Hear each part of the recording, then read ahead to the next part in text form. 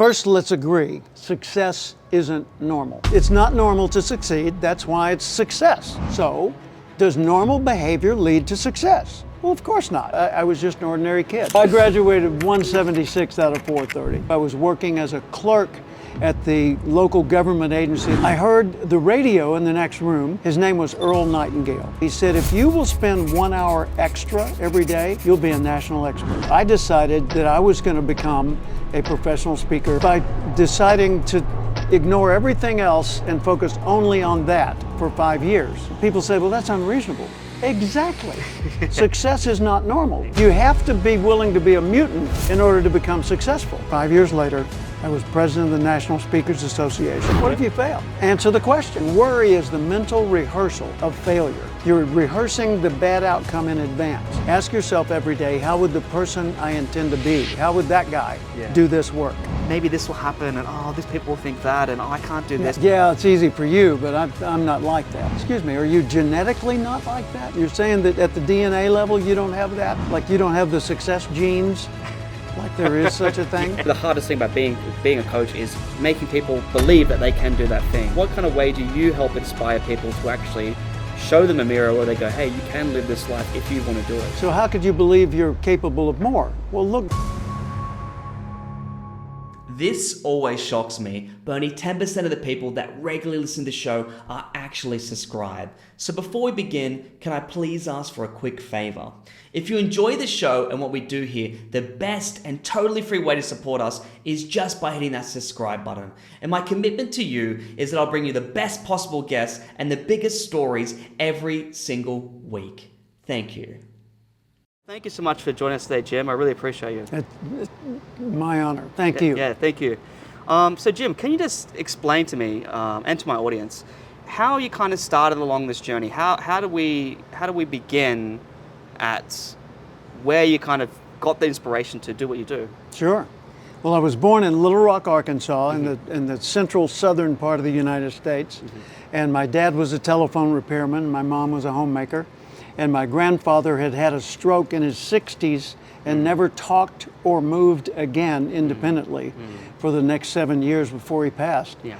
And so he was in our front bedroom, and I had one sibling, a little sister, and that was normal to me. Yeah. And we were clearly middle class, lower income.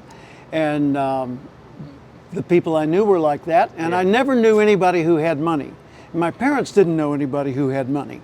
So for us to meet even a local school board representative was kind of, ooh, you're somebody, we're not. Yeah. And so I didn't expect much. Yeah. And over time I had, I went to high school, did okay, graduated in the lower part of the class. As a friend of mine jokes, he says, I graduated in the half of the class that made the upper half possible. So I graduated 176 out of 430. Okay. And just 2 days ago was at my 60th high school class reunion with 100 of my friends. Wow. That was an amazing experience. But growing up, that's all to set the scene. Yes, correct. I wasn't an athlete, I wasn't an academic scholar. I was just an ordinary kid. I went to college, but only 2 years, so I didn't get a degree. And I'm newly married in 1970. By 1972, I was working as a clerk at the local government agency, the Housing Authority, and Urban Renewal Agency. And I was an assistant to a man who didn't need an assistant. And so I sat there all day, reading books and doodling and trying to fill my day. Can you explain to people, what a clerk is? Because some people don't really might understand what a clerk is these days. Yeah. First off, if you're from the UK, it's a clerk. Yes, it is. It is. Yeah. So I was an assistant, like a secretary, helping a guy who didn't need much help. So I had lots of spare time. And I heard the radio in the next room, and there was a little 5-minute show called Our Changing World by a man who's passed now, but at the time he was a big name in America. His name was Earl Nightingale. And he was considered the dean of personal motivation at a time when most people had never heard the word motivation. Yeah. And that day in 1972, he said, if you will spend 1 hour extra every day studying your chosen field, in 5 years or less, you'll be a national expert. It rearranged my entire knowledge base. I'm sitting there thinking, that actually works. I mean, do the math. Hour a day, let's say 5 days a week. Okay, 50 weeks a year, 5 years, that's 1,250 hours on one subject. Yeah, that would make you kind of a knowledgeable guy or gal. And so I said, well, what do I want to be an expert on? Certainly not urban renewal. So I kept thinking about it, and a few weeks later it occurred to me, I want to do what he does, but I didn't know what he does, the guy on the radio. And so I started following his advice, just become a fanatical student of personal development, applied behavioral science, psychology. And I did that, read books, listened to records back then, you know, and then cassettes later, and got around anybody that seemed to know anything in that field. And sure enough, within 2 years, I was able to leave the housing authority, go to work leading training meetings for another company, their training, not mine, and did 400 meetings in 2 years. After working on weekends. Not full-time job. This was my part-time. This is on top of being a clerk. On top of being a clerk, yeah. And so 400 meetings in 2 years means I had no life except that. And sure enough, within those 2 years, I got the opportunity I needed to change jobs, become a full-time trainer. And then a couple of years after that, I went into business as a professional speaker. And now for 48 plus years, I've been a full-time professional speaker and author. I've written, as you said, 26 books and delivered 3,500 speeches all over the world. Yeah, that's so amazing. And what a life you've already lived and you continue to live, which is so inspiring as well. I heard you say something, and it's along the lines that you just said as well, about a fanatical dedication or discipline. I'm not sure what the exact phrase you used. Fanatical commitment to personal development. Exactly. And I think I relate to that so much because I'm on this journey right now. I went across America. A lot of people told me not to do it. Don't go, it's dangerous, all these different things. I said, no, I have a feeling that I need to kind of do this and dedicate to myself the last 4 weeks along this sort of journey. And I just think, like, going back to my own life, growing up, and the first thing I ever heard of motivational speaking was a Tony Robbins CD my uncle had, and I played it, and I was like, what is this? I've never heard anything like this before. So it's very similar to your own journey. And just these ideas about like overcoming and succeeding. And Tony Robbins talked about this concept of in Japan with the Honda factory. Have you heard that story? I don't know. I may have, but I don't remember it. Basically what it was is they got bombed. They wanted to make motorcycles. They got bombed, and then they built up again. They got bombed, and they built up again. They lost everything, and they kept going. And I think it's exactly what you're talking about, where you need to have a dedicated, fanatical obsession to build that self-belief and also the things to be the person you want to be. Well, fanatical is the key word. Yes. If you look up the word fanatical, it's going to describe a person who is absolutely committed to an unreasonable degree to whatever it is they're involved in. And so I decided that I was going to become a professional speaker in the way I wrote it down in a seminar. I literally did this in a seminar on August 28, 1974 in Little Rock, Arkansas. I said, 5 years from now, I will become a national expert in the field of personal development. Okay, 5 years later, I was a national expert in the field of personal development, flying all around the country, doing training programs at that time for the Junior Chamber of Commerce that had 350,000 members in the U.S. back then. But the way I did that was by deciding to ignore everything else and focus only on that for 5 years. Well, people say, well, that's unreasonable. Exactly. Success is not normal. Exactly. You have to be willing to be a mutant in order to become successful. Yeah. Because you don't succeed in moderation. You don't succeed by, well, you know, don't be so unreasonable about it. No. You have to become unreasonable for a time. It's like, how do you become an Olympic Olympic gymnastic gold medalist. Not by training 3 days a week. No. That's for sure. My friend Peter Vidmar did that. Yeah. He became a gymnast, decided to go for the Olympics, ultimately won the gold medal for a perfect 10 in gymnastics in the 1984 Olympics. I asked him, how did you do it? He said, well, through years of fanatical dedication. He said, but I went further than my teammates. I would always show up 15 minutes earlier and stay 15 minutes later than them, so that I was assured to have that edge. And today, when he goes out as a professional speaker, he'll bring a pommel horse with him. What? Yeah. Really? Yeah. Bring Okay. ship a pommel horse or rent one locally to get it to the event venue, and he will talk about becoming an Olympian. And he'll get up and he'll do a routine, with his legs going like this and doing handstands. How old is he? He's in his 50s. And he could do that? Yeah. And then he'll flip off of the pommel horse and do a ta-da, and the audience goes, wow, and he says, wait, that wasn't a gold medal performance. That was what was expected at the basic level. Wow. He said, now, let's do it again. Yeah. And he does it with total focus, and you just go, oh my God. The difference between exceptional, world class, and competent is night and day. Yeah, it is. And he was doing the exact same routine at the exact same place, under the same circumstances, but you could see the difference so clearly. Wow. Well, the same thing's true in any field, not just athletics, in business, in economics or academics, is what I was looking for. It's the extra that determines whether you're going to be truly successful or just involved. I teach people to become certified professional experts, and the first thing I ask them, I do a 6-month process. I say, what do you want? And they say, what do you mean? And I say, exactly what I asked. What do you want? What do I want? What? What do you want in life? What do you want from your career? What do you want from yourself? Well, and I say, no, don't be so modest. Tell me what's really lurking inside you that would like to be expressed and isn't concerned about political correctness or modesty or anything else.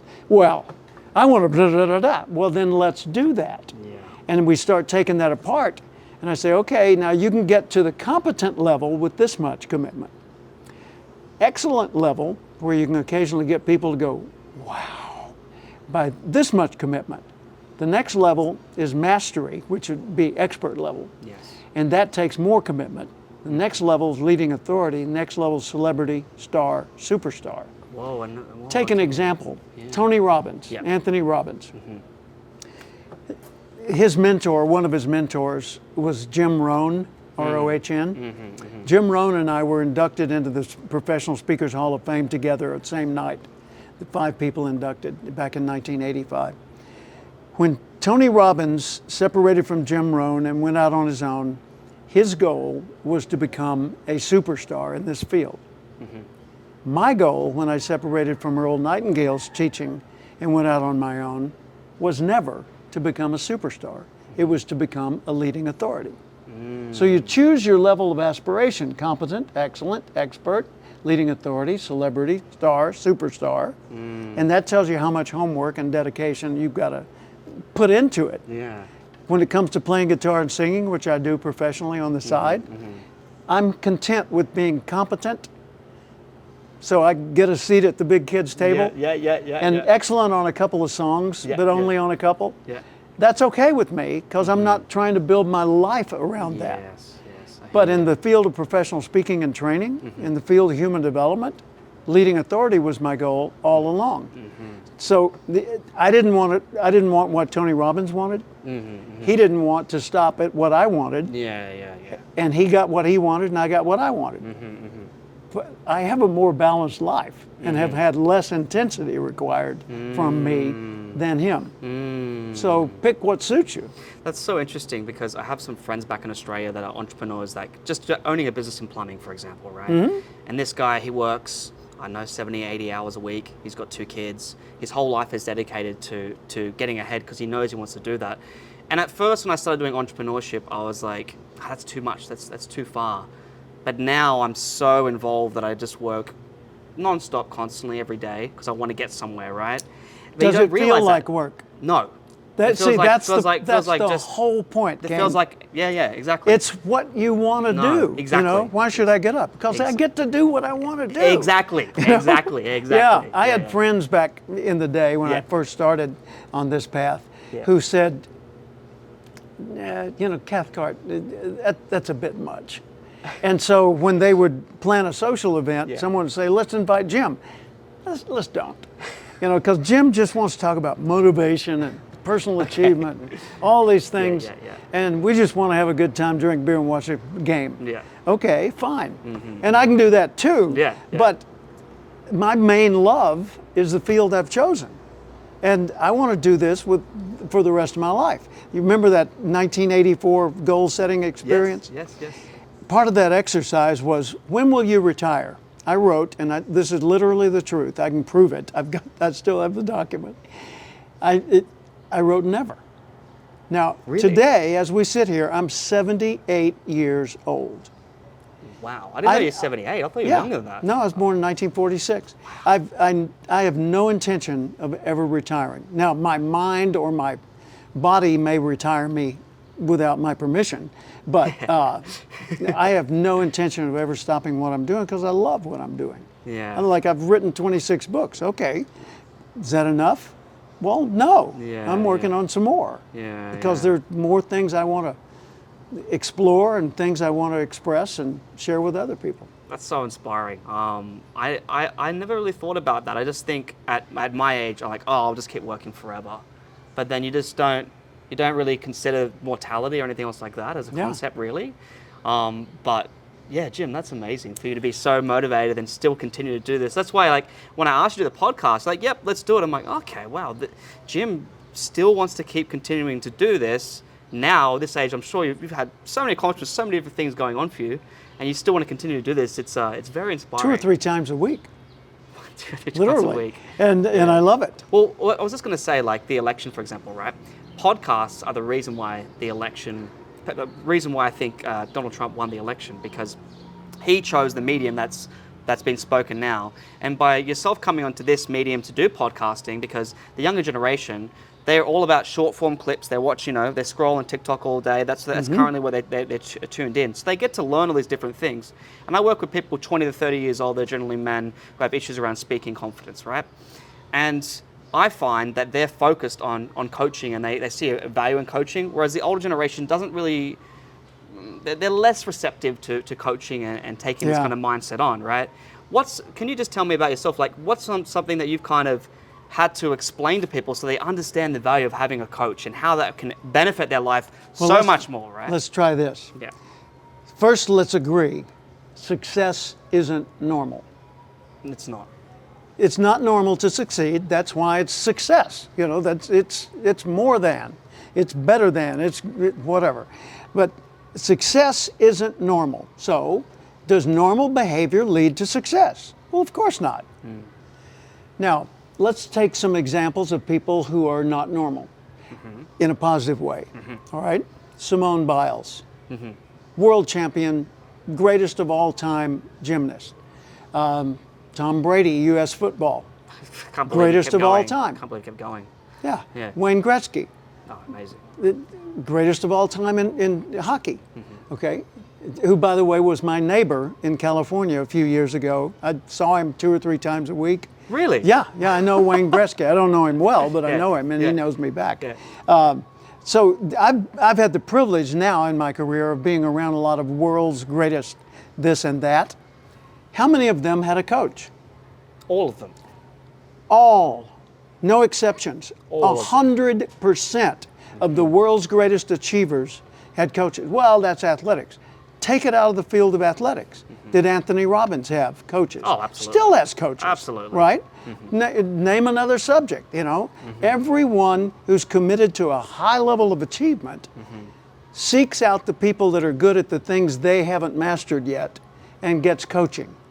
So why should you have a coach? So your life won't be the way it used to be. If you want better, you got to get somebody who knows how to get to better more rapidly than you would organically if ever, right? So, the coaching, by the way, a friend of mine, I remember the thought that I dropped. Bill Backrack, a friend of mine who does a lot of work in Australia, by the way, is he focuses on teaching people to be a trusted advisor. So he is a coach to trusted advisors in the financial services field. And he's built a phenomenal career, worldwide influence, doing just that. One of the things he says is that your primary goal professionally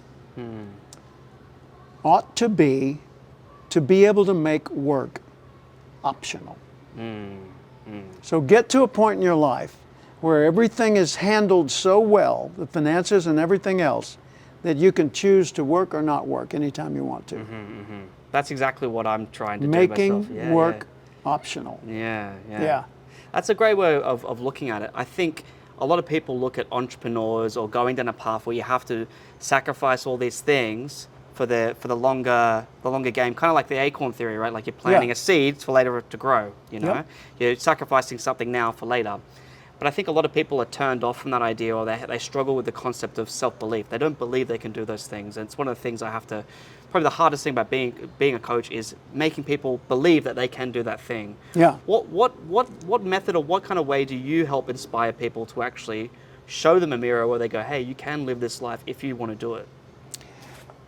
When I did my TED Talk, I didn't expect it to ever get that many views. I was one of 16 speakers, and we each did our little short TED Talks at that conference in Delray Beach, Florida. I think the year was 2013. And mine ended up getting 2.7 million views, as you mentioned earlier. How did it get that many views? Well, item one, it was short. Item two, it had a compelling title. The title was How to Believe in Yourself. See, most people don't believe very much in themselves because from your point of view, that's ordinary. Looking at you, that's ordinary. That's me. I've been with me all my life. So you don't see anything exceptional about it. So how could you believe you're capable of more? Well, look back. Look at all the things you've achieved to get to where you are in your life. Yeah, but my life sucks today. That's a circumstance. Don't tell me about the weather. Tell me about the climate. Right? The climate's the big overall thing that goes for years and generations, right? The weather fluctuates wildly depending on the situation. I saw in a restaurant here in Texas recently, they had the average temperature for the month for every year for over 100 years displayed on the wall. So they painted it, January, February, and the monthly average temperature for over 100 years. And you'd see wild fluctuations, like in January, which in the United States is the cold month. They'd have a 90-degree day. Oh my gosh, we're all going to fry. Right? Or you would see in July a 40-degree day. Well, that's too cold for the summer. It's global cooling. No, it's not. It's monthly cooling. It is. That's the weather. So, and as I looked at it, the average annual temperature was almost exactly the same for over 100 years, including all the most recent years. When everybody's telling us, oh, the weather's going to kill us because we've killed the Earth. Yeah. The Earth goes in cycles. Yeah, you think you're that powerful? Talk about self-confidence. But how do you get someone to believe in themselves? Well, item one is show them evidence of things they have done that were difficult. Show them evidence of things that they are doing that they could become easily better at. Show them examples of other people that they know or feel are accessible examples to prove what's possible for people. So when I'm on stage, I'm telling stories about Tim Seward, a young guy that I met at his age 19, who aspired to become a national award winner in a company called Tidy Car Auto Detailing. I love this story. And Tim was washing cars. He was washing cars for, I don't know, 20 bucks a car when I met him. And he wanted to become the international sales leader out of people worldwide. A year later, following the technique that we discussed, he became the international sales leader, won a brand new Chevrolet Corvette car as his award, and went on the next year to win a Cadillac. And oh my God, I mean, he's 20 years old, and he's 21 years old, and he's doing this out of people all over the world who were competing with him, building their auto detailing franchises. And then he started supplying people in Tidy Car with things that would help grow their business. And he built a thriving business around that. And then he changed to another business, sold it for $7 million at age 39, and retired. Today, he's in his probably late 50s, and he has built another multi-million-dollar business in a totally new field, and all his dreams have come true. Well, but was he a star student in school? No. Was he an athlete? No. He was just a guy that was willing to do the homework to get to where he wanted to be. It's there in all of us. I really like what you said about the weather and how you plot that along so you can actually understand the path that's kind of gone along. So the person you want to be, right? And I'll have to ask you about this story, right? So what he met you and he was inspired by you talking. Is that how it started? Yeah. The relationship started. Yeah. So what changed in him for him to go from cleaning something to literally becoming the number one salesman, winning cars, winning multiple awards, to owning his own business? What was the spark? Well, the inside first that you thing think you did? I told him, he asked me for a motivational quote that he could write down, and I said, I'll give you a question instead. Yeah. Ask yourself every day, how would the person I intend to be, the person I'd like to be, how would that guy do this work? Yeah. So that you're always using your better self as a role model. Not somebody else, but your better you. And so he went back home to Bay City, Michigan, and he stopped dressing in sloppy clothes, that you would typically wash a car in. And he got coveralls with his name on the pocket and Tidy Car on the back. And he became more professional. He organized his records. His whole world became much more focused on doing what professionals would do. And then he had so much business, he had to hire other helpers. And then he had to lease a service station so that he had a permanent location, and his business thrived. And it was all by asking that daily question. So many years later, many years later, I was at the National Association of Music Merchants, NAMM, convention in Anaheim, California, where Disneyland is. There were 100,000 people in attendance. Let that sink in. 100,000 people. There are cities in Australia that don't have 100,000 people. Like I went to a UFC match in Australia. It was like 60,000 people. Yeah. And that was crazy. I can't imagine 100,000 people. Yeah, 100,000 at this convention, and every year they do that in January. So I was at the convention because I was speaking, and they have an expo that stretches for like a quarter of a mile in every direction. Thousands and thousands of exhibitors. And I was wandering through the exhibits in one area, and a guy yelled out, "You're Jim Cathcart." And I looked at him, and I said, "Yeah, I try to be." And he laughed. And he said, "I'm Tony Meeks. I own a company called Zither. We make guitars, and we make guitar stands." He said, "I want to show you something." Yeah. So I go over to Tony Meeks' booth, and he reaches into his briefcase, and he pulls out a crumpled piece of paper. And it says in his handwriting, quote, "How would the person I'd like to be do the things I'm about to do?" Close quote, Jim Cathcart. Whoa. I said, "Oh my gosh. Tell me the story." He said, "Well, I read your book, The Acorn Principle, and that inspired me, and I've applied that in my own life, and I've turned my company from me struggling in my garage to a thriving company that's now producing products for Gibson and Fender and, all these big names." Wow. That's unbelievable. God bless him. Yeah. That simple reframing of your point of view has profound effects. Well, I wanted to bring up sorry, what's the salesman name? What was his name? What? The salesman? What was his name? The salesman, Tim Seward. Tim Seward, right? Yeah. I think I watched one of your speeches talking about him, and I thought the most true to life version of that was that he went to the conference, he flew and didn't have one-way ticket back. Oh, I can tell right? that. Yes. Yeah, Yeah. yeah. So he had started out in a seminar where I taught goal setting or something, and then he asked me for that quote. And he went back home, rearranged everything the way I told you. And at the end of the year, he didn't know if he had won the competition, but he knew that he was one of the finalists for International Sales Leader. And so he asked himself, how would the International Sales Leader go to New Orleans? He figured he would go first class, and he bought a one-way ticket, first class, to New Orleans, Louisiana. And when he got there, he knew he would either win and have a Corvette to drive home, or he wouldn't win and he would probably take a bus home or, find a way. Yeah. But that was just so inspiring. Wow. It is, right? Like, because that's exactly the principle you're talking about. What would the person do that is successful, that is doing that thing in 5 years be? And that's what he was doing. And he literally was living, he was so committed and fanatical, as we talked about, right? Yeah. To that cause, that it paid off completely. So, and that must just, I guess the thing about this, right, is when you do that, that must just build so much charisma, confidence, and incredible self-belief, because now you can do it. When you can someone has that self-assurance, you can feel it.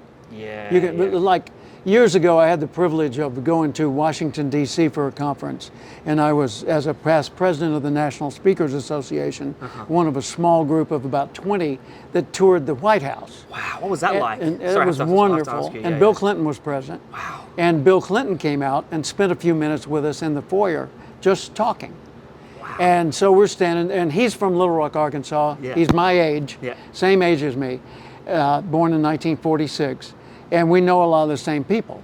So I'm chatting with him, and my wife is chatting with him, and I don't agree with him politically. So I'm conservative, he's liberal, or Republican, Democrat, that kind of thing. But still, I admire what he's done and how he does it.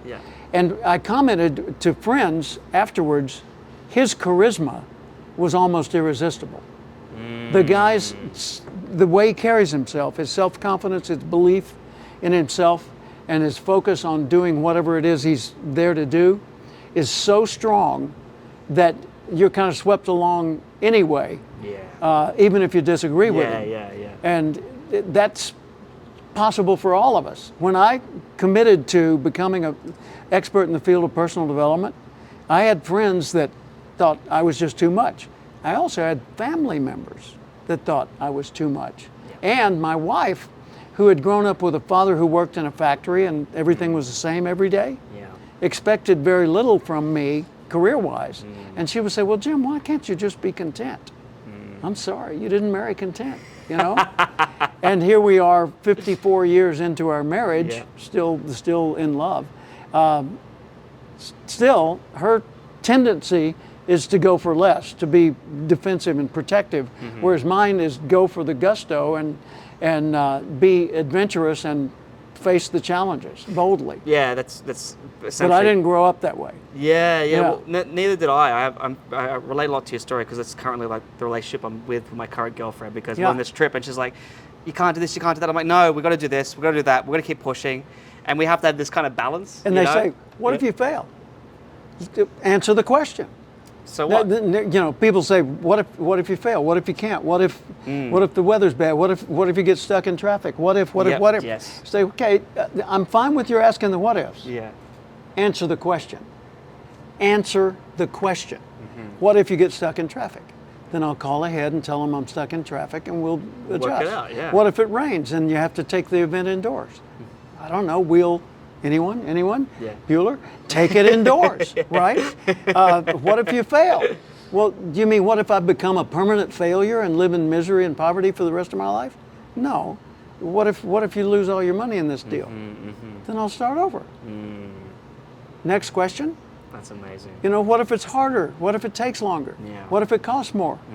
Then it does. Deal with it. Just keep going. If you want the outcome. If you don't want the outcome, say, oh, that's too hard. Never mind. Ooh, that's too hot. Here, give me some water. I'll have the other meal, right? If it's not workable, change your plan. Yeah. I wanted to ask you about that, Jim. It's so inspiring and so true, because people when you're trying to do something great, no matter what it is, there's always going to be naysayers and doubters, right? Yeah. But also, But a lot of them are going to be people very close to you. well, that's So you got to be yeah, willing to be the it's mutant true. in the room. It's true. You know, you got to be the weird one. I'm sorry, my commitment is to do 100 push-ups a day every day for 5 years, which I literally did. Yeah. And recently completed the 5 years in my 70s. Wow. I would. Impressive. There were days when I hadn't done my 100 push-ups, Yeah. and I would say, "Excuse me, where are you going?" "I'm going to go do some push-ups. I'll go in the other room." Yeah. "Oh, don't do that now." "No, sorry." Yeah. And I'd go in the other room, Yeah, and then I'd come back. What did I miss? You know. But you know, I did push-ups on an airplane. I did push-ups at convention hallways. I did push-ups in airports, and you know, because I'd made my commitment, I didn't want to break my chain. So every day. But that's what you have to do, right? You've got to. You If have you to want, do if it. you want more than normal, you've got to be willing to be abnormal. You do. You do. I totally agree, and I think it kind of exactly what you talked about before, Jim, with the weather chart or building on the experiences you have. They're the things you come back to say, you know what, I can do 100 push-ups a day, or I can start this business, or I can walk I this can thing, do right? 100 push-ups a day, even if I can only do 10 at a time.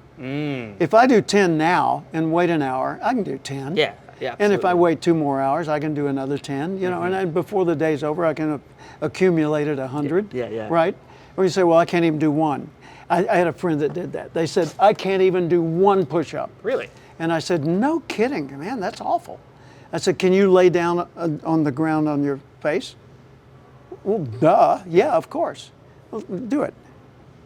Why? Well, humor me, do it. Yeah. And so they laid down on their face. And I said, okay. I said, well, now what? I said, nothing. I said, what do you mean, nothing? And he got up. Yeah. And he said, what was that about? I said, you just did a push-up. Yeah, exactly. If you can do one, you can do did. two. You did, yeah. He said, oh, I see. That's so good. Yeah. It's so inspiring, but it's true though, right? Because when you have a mindset of I can't, then that affects everything. When you have a Yeah. mindset of I can, it completely changes the way you look at the world, right? I might be able to is enough. You don't have to say, I can. If you don't believe it's true. You know, that's the thing about affirmations. Affirmations affirm a particular point of view or belief, right? If you're saying to yourself, I'm the greatest XYZ in the world, right? Well, you know you're not the greatest XYZ in the world Correct. yet. Maybe you could be. Maybe it's unreasonable for you to even expect to be, right? So affirm what's useful, not what's a fantasy. Yeah, I was going to talk to you about this point because you just brought it up because I used to write affirmations. Yeah. But then exactly what you're saying, I met someone, I was like, well, when you're affirming that, you're kind of putting out to the universe or to yourself that you're not that thing. You're kind of saying that rather You're than kind like... of lying to the universe. Exactly, right? exactly. Then I So- stopped doing it for that reason. Yeah. So if I say, by the way, I'm 5 feet 9 inches tall. I weigh 150, 160 pounds typically. So if I say, I am 7 feet tall, I'm the greatest basketball player of all time. Yeah. What a stupid statement. Yeah. It's absolutely not true, and it's physically impossible. And you know it's not true. Yeah. You deep down know that's not true. Yeah, so I'm lying to myself and the world and thinking, well, if I say this often enough, I'm going to grow. No, not going to happen. Yeah. But if I say, 5 years from today, assuming I were younger, right, and I still had that physical capacity, 5 years from today, I will be a professional basketball player. That's possible. I could, at 5 feet 9 inches tall, become a professional basketball player. Absolutely. Now, I wouldn't be able to compete with LeBron James head on head, but I could certainly be in the game and be one of the best passers or one of the best whatevers, defenders, just by taking the time to do all the things necessary. So affirm what you want, and then if you're committed to it. If you're not committed to doing it, then it's a silly exercise. Yes. It's just, We're the greatest in the world. I want to build the #1 business, blah, blah, blah, blah. Do you really? Are you willing to do the work to be #1? Or would you rather just be in the top 1%? Yes, yes. There's a big difference. Huge Because the top 1% of a million people is a lot of people. The top 1% of 100 people is you. So you want to be #1, or you want to be in the top 1%, or it's some other way of measuring? So my goal was to become a national expert, meaning nationally recognized as a highly knowledgeable person in the field of personal development. Okay, and then I did it. In a few years, that didn't make me famous or anything, but it got me in the game. Then a few years later, I changed my goal. I said, my goal is, and I wrote, I will, by da-da-da-da-da date, be one of the top 10 most best known, most admired, and influential people involved in the field of professional speaking and training. And sure enough, 5 years later, I was president of the National Speakers Association. I'd written numerous books. I'd received induction into the Professional Speakers Hall of Fame. You know, so I could say, check, right? That's amazing. Yeah. Well, can you explain to the audience what's the difference between an affirmation and exactly what you're saying, I will do something? What's that clear distinction so someone can actually build that confidence and get to that point, Jim? Well, an affirmation is simply a statement or a gesture of some sort that affirms a particular thing. Yes. You know, if I say, oh my God, I am scared, then I'm going to be more scared because I just affirmed my fears, right? Or if I think, oh, I don't know if we can make it, I just affirmed doubt and increased the certainty, or not certainty, likelihood of not succeeding at whatever this is. I don't think there's enough money for that, right? Okay, what am I affirming? So every time I speak, I affirm something. Especially if I include I in the speaking, or we, you know, first person, right? So consider, just affirm what you want, not what you're afraid of, what you're trying to avoid. Like, if you're going somewhere, let's say you're going downtown Austin from where we are, which is about a 30-minute drive, give or take.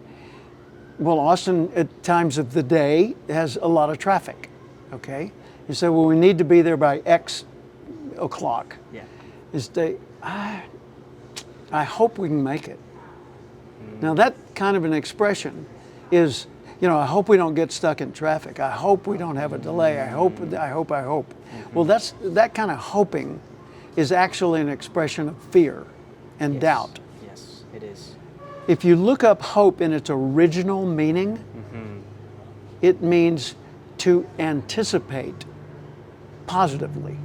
Really? That's not the exact wording, but my family motto from back in the 1400s is I hope to speed.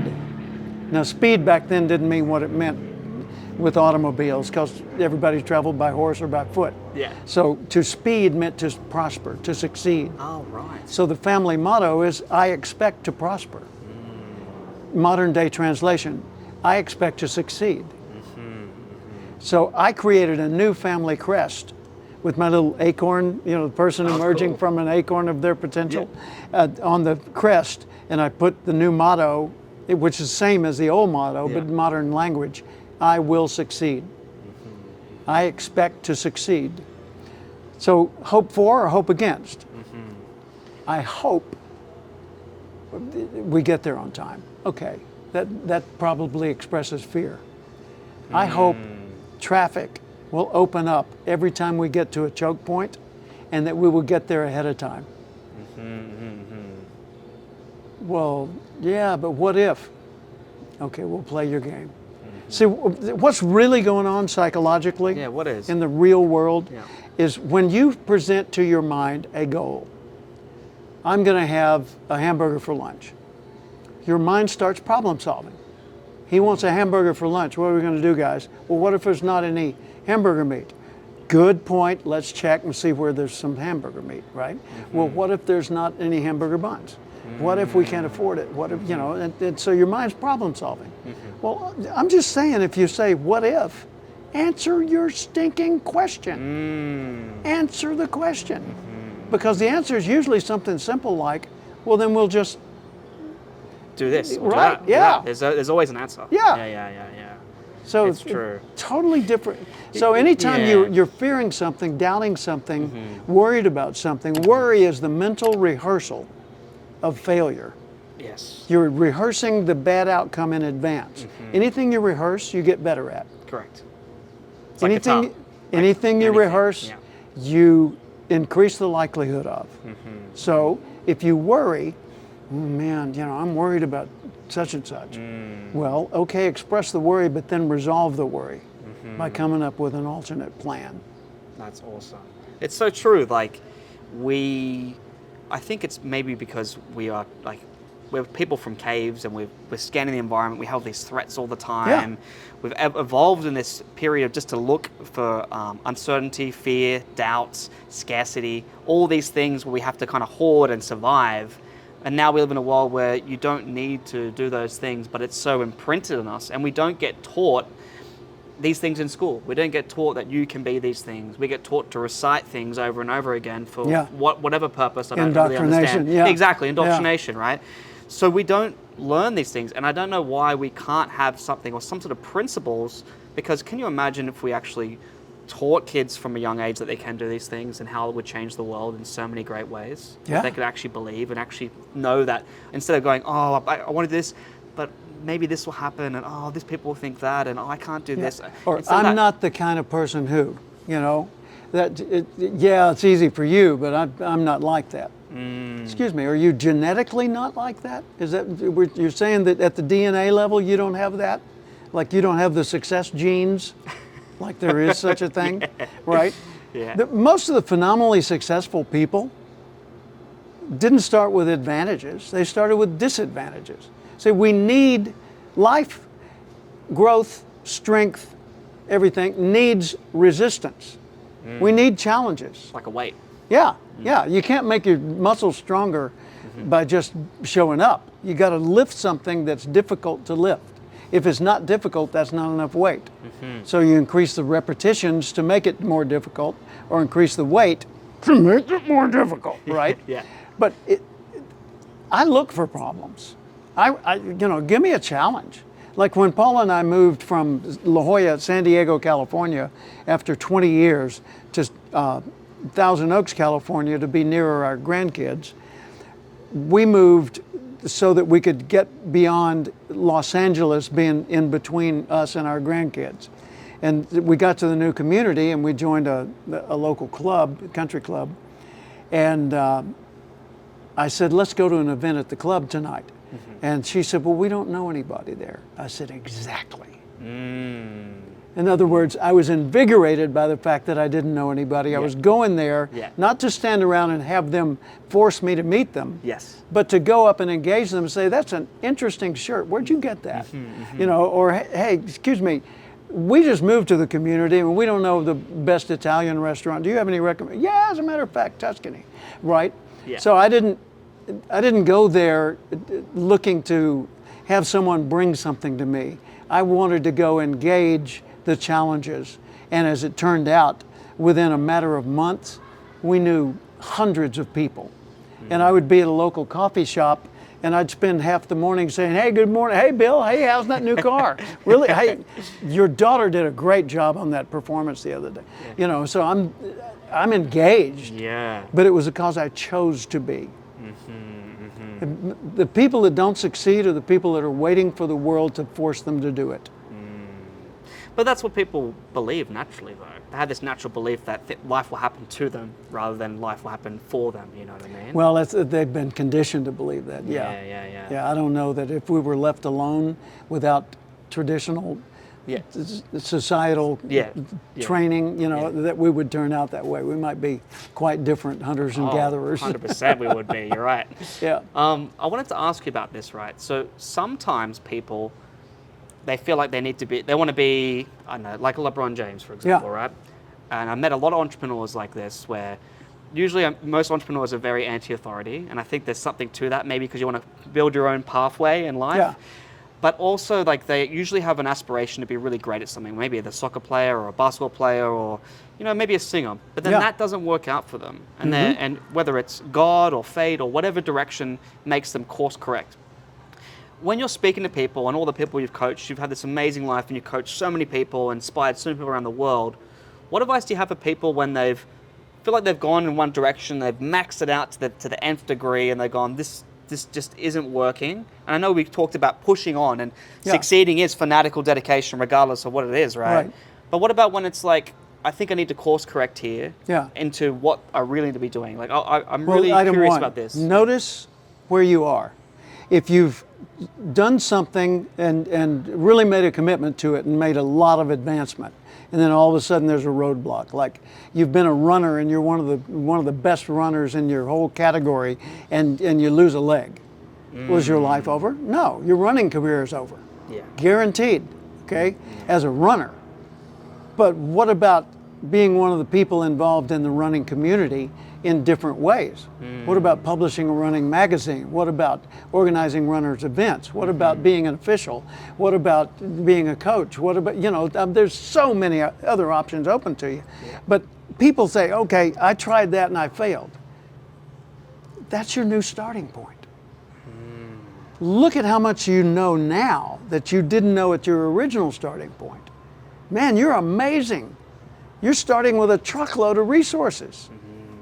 So let's get excited about the next stage. I didn't think about that, but it's so true, because exactly what you said before about building those things and the experiences you've currently had into something that you want to do, right? Yeah. Yeah.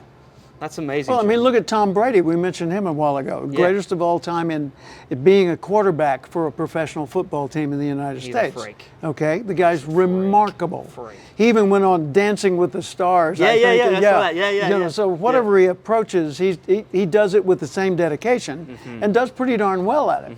But the greatest of all time, he did it in one category, football. Okay, so he got to the end of his physical arch of being really, really one of the very, very best. And he knew that going forward, he could still do it and do it well. But he was risking injury. He was also not going to be able to be the best. Yeah. And for him, being the best counted. Yes. And so he went into commentary. And now then he's a commentator, announcer, media personality, an expert, commenting on the game, but he's approaching it the same way. You watch him. The way he approaches it, he's likely, if they give out Super Bowl rings for that, to earn Super Bowl rings as an announcer. Wow. Well, it's true though. When just a sidebar for a moment about like professional athletes, like boxers and fighters and whatnot, they always, not always, but there's the exceptional few that know exactly when their peak is kind of going. And they're like, I can't continue at this pace because my physicality or whatever it is can't continue, and they know to step away. But so many people keep pushing beyond because they've had all that success before. You know what I mean? Wayne Gretzky, for example, bought a hockey team. Yeah. I mean, okay, that made perfect sense. Yeah. It did.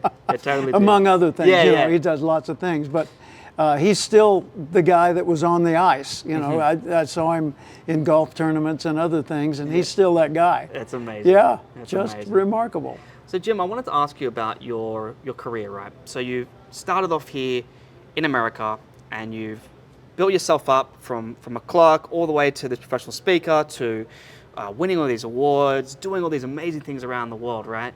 But then you started doing some stuff in China, and I was like, American entrepreneur, inspiring figure, and I think about China, and like I've lived in Asia. Culture. I lived in Vietnam for a couple of years. I lived in Malaysia a year and a half, so I understand Asian culture. I've been to Taiwan, been to China, so I understand these aspects. But then, how did you first get over there, and then I'm surprised that they'd be open to hearing your concepts and ideas, because I know that you believe in freedom and liberty and all these different concepts of American values, right? So how does that blend together, and how's that begin?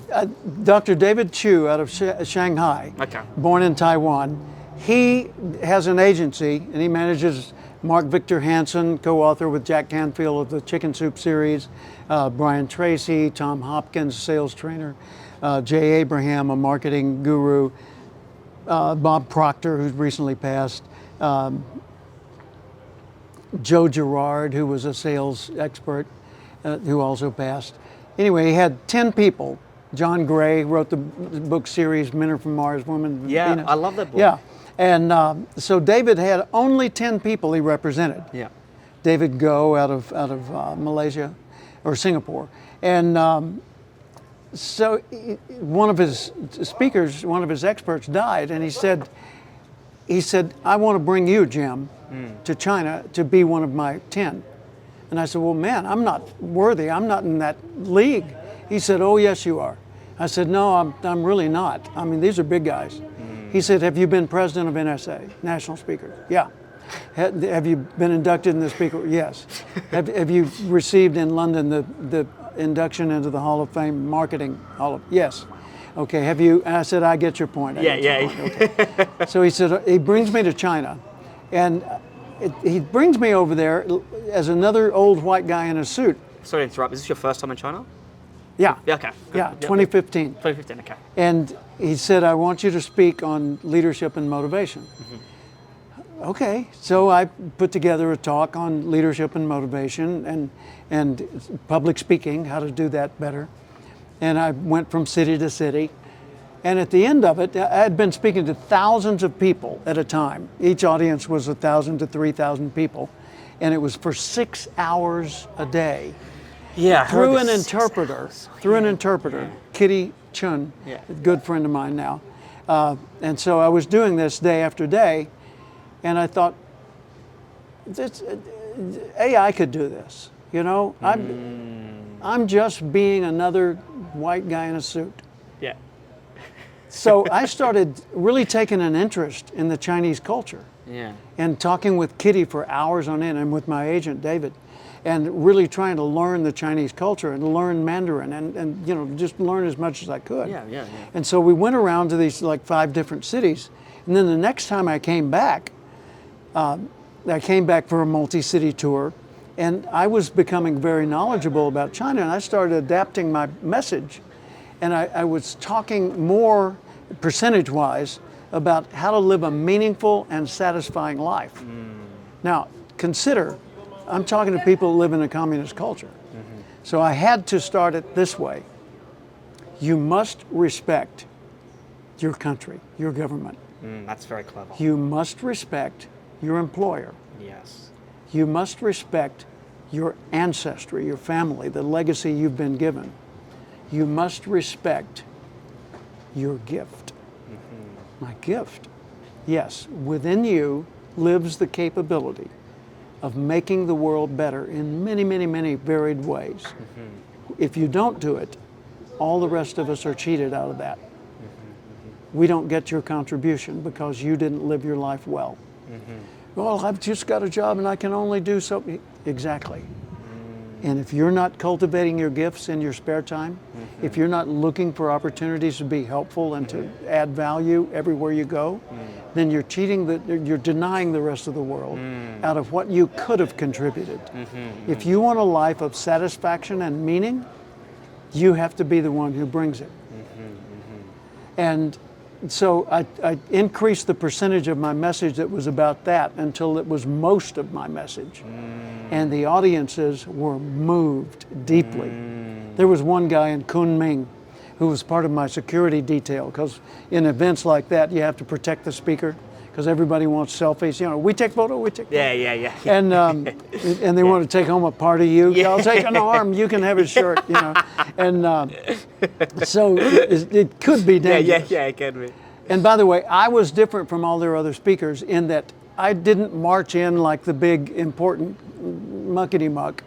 I would run to the stage and outrun my security guys and run right through the crowd. You know, the crowd's all out there, whoa, whoa, like this, and I'm coming, boom, boom, boom, dressed in a suit and tie, running for the stage, and they're going, oh no, and they'd get out of the way, and I'd get up on stage, and I'm dancing around, music's playing, and I'd say, "Ni hao ma," "Ni hao ma," and so it really engaged with them. And then I'd say, "Wo hai bu hui suo zhong guan."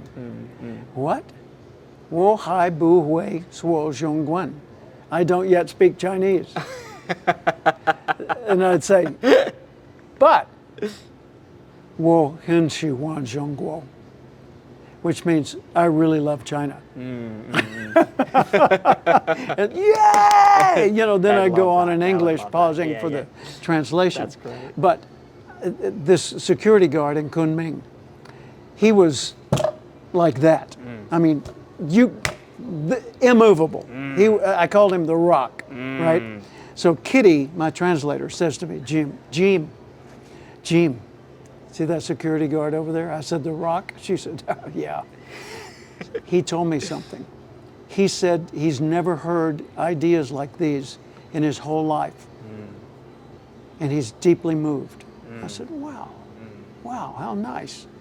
So later, we're up in my suite between morning and afternoon sessions, having lunch. And I notice nobody's looking, so I go over to the Rock. And I say, excuse me, and he doesn't speak English, so he didn't know what I'm saying. And I stand face to face with him.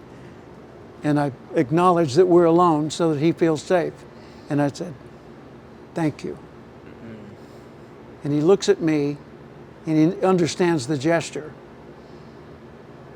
And he starts to cry. And then he starts to sob. And so I pulled him in and held him.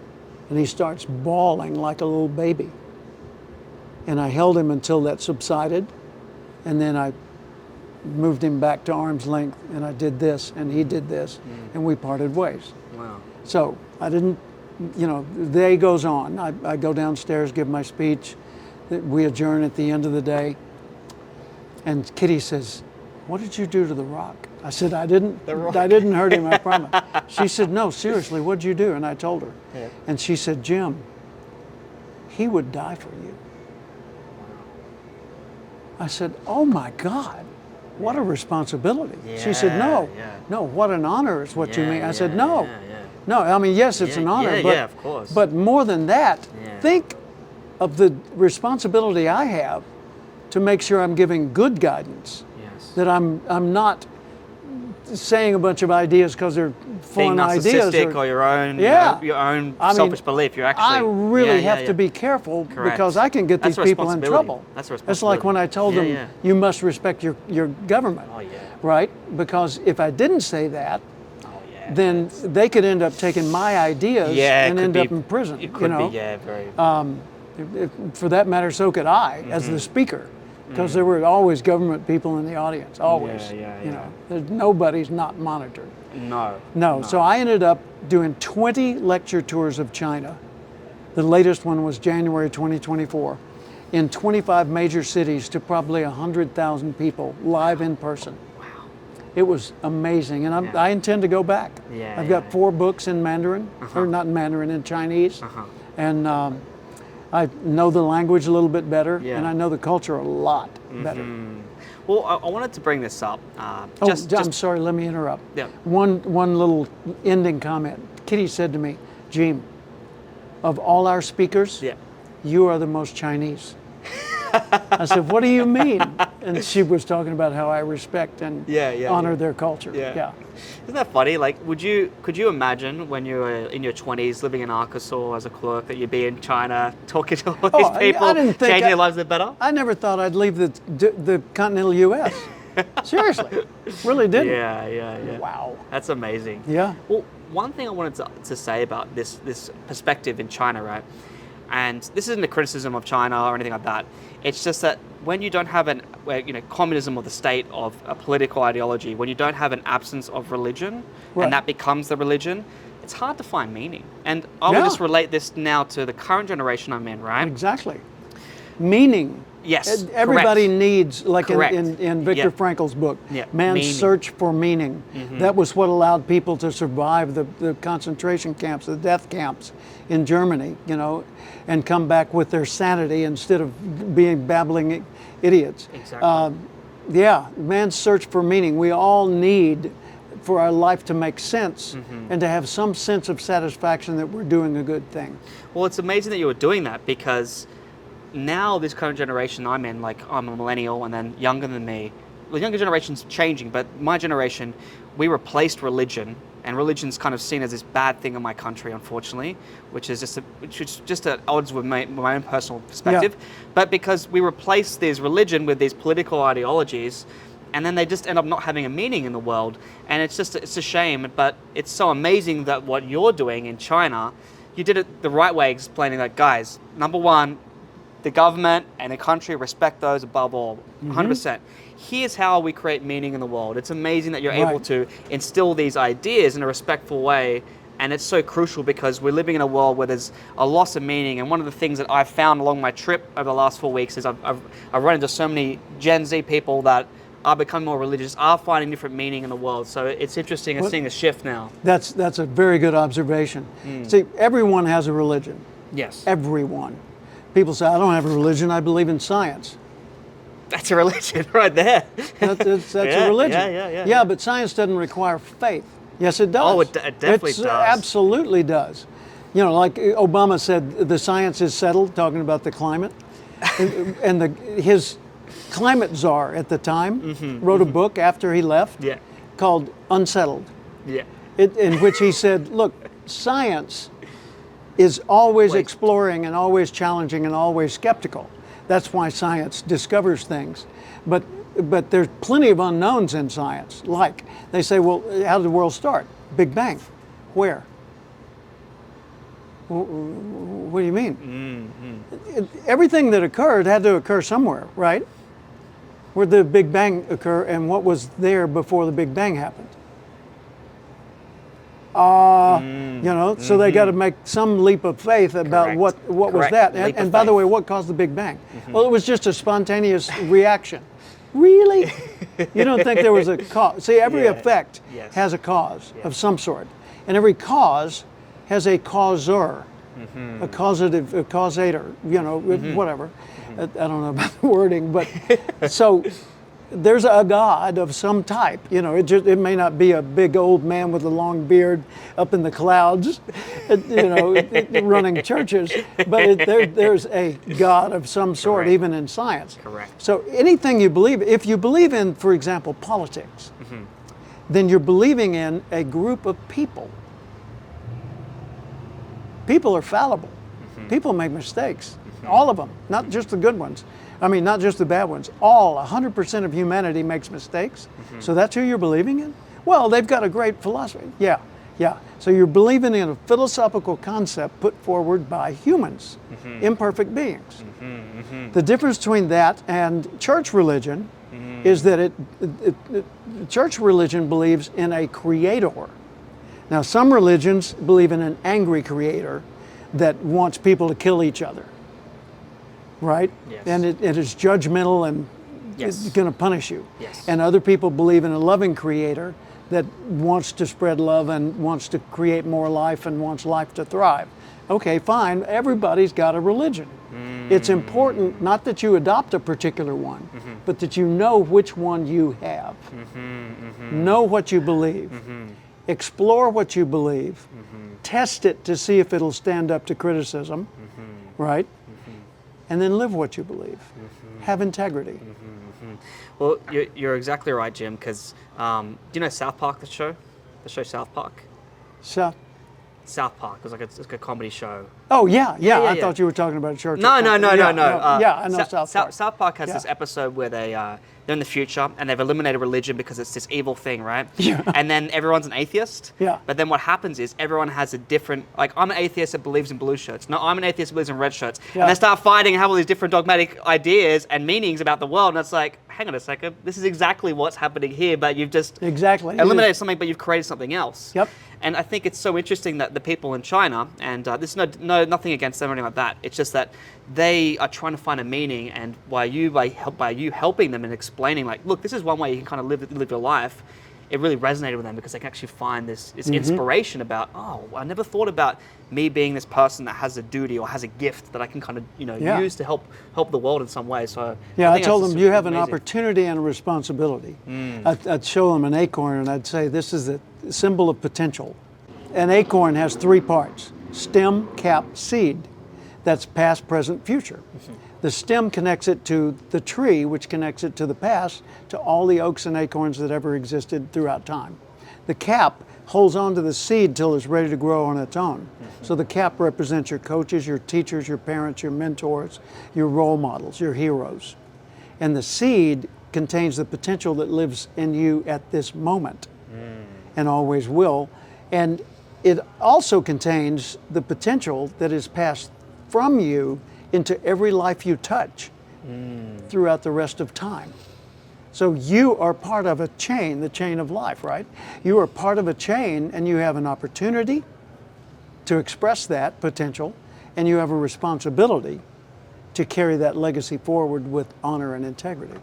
Yeah, that's amazing, because you don't think about those principles or something beyond yourself. You just think about your own egotistically as a child. Like your whole world is kind of you, and then you break away that narcissism as a child to have a healthy kind of balanced ego to see the kind of world.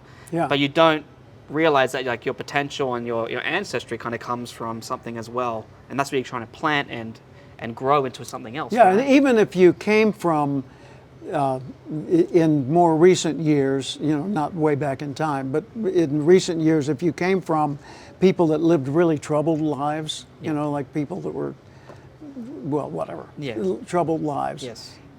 That doesn't mean that that's who you are. That means that's part of the mix. Yes. Like if your vegetable soup has celery in it, it doesn't mean you're a celery stalk. Yes, that's true. It means you got celery in you. Yeah. Okay. Yeah. Fine. Yeah. Put in a little more beef, add some broth.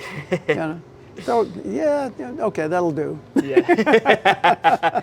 There's enough. Put some more celery back in, actually. A Balance it out, right? little bit of salt. Thank you. Okay, we're good to go. Yeah. Just quickly, Jim, is there anything you want to talk about with your books or anything else you want to impart to my audience as a message? Yeah. What I do today more than anything else is I work as a mentor. I have a book called Mentor Minutes, in which I teach people how to reach the top 1% of their field. And if anyone is interested in having me mentor them, I do this in a variety of ways, but they can just go to my last name, Cathcart.com. And on the home page, when you scroll down, there's a little video you can watch if you want, and it shows what they can get from me for free, what they can get for like $99, and what they can get if they want me to be their mentor or they want to become a certified professional expert. So I love working with people that way, and I do about 20 people at a time, and plan to do that for the rest of my life. Is that online or is that online? Sorry, or is that in person? Yeah.